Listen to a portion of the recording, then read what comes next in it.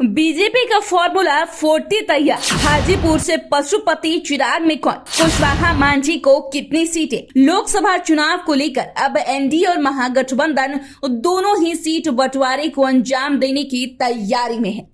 वैसे भी यह लगभग साफ हो चुका है कि बीजेपी का किन दलों के साथ गठबंधन होगा। दूसरी तरफ महागठबंधन की स्थिति भी लगभग साफ है, लेकिन हाजीपुर समेत कई सीटें ऐसी हैं जिसके कारण उठापटक हो सकता है। इसके अलावा पप्पू यादव और मुकेश सहनी को लेकर किसी भी गठबंधन ने अपने पत्ते नहीं खोले हैं।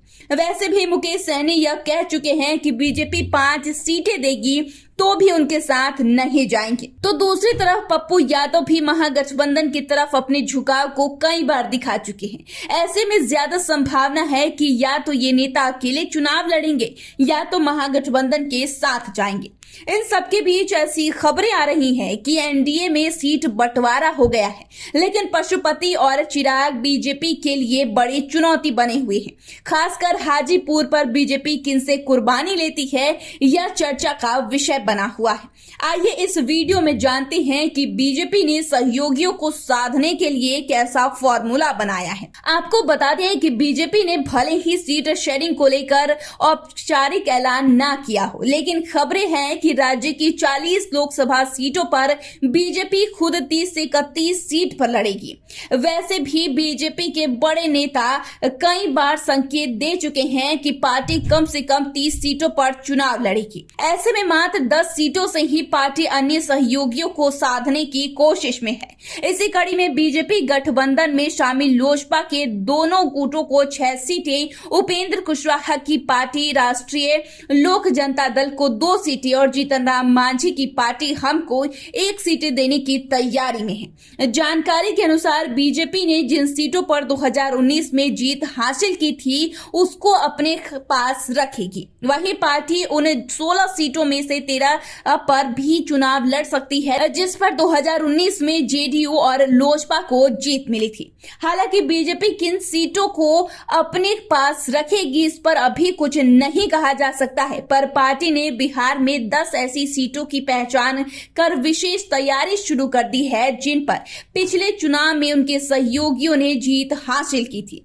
इन सीटों में वाल्मीकि नगर, कटिहार, पूर्णिया, गया, झंझारपुर, सुपौल, मुंगेर, किशनगंज, नवादा और वैशाली शामिल है। बीजेपी इन सीटों पर किसी भी तरह की लापरवाही नहीं बरतना चाह रही है। इस तरह बीजेपी 30 से 31 सीटों को अपने पास रखने जा रही है, लेकिन बचे हुए सीटों के बंटवारे में सबसे बड़ा झटका लोजपा रामविलास प्रमुख चिराग पासवान को लगता नजर आ रहा है। दरअसल चिराग पासवान के पिता रामविलास पासवान के नेतृत्व में अविभाजित लोजपा 2019 में 6 लोकसभा सीटों पर चुनाव लड़ी थी। वहीं सीट के बंटवारे के तहत लोजपा को राज्यसभा की 1 सीट भी मिली थी।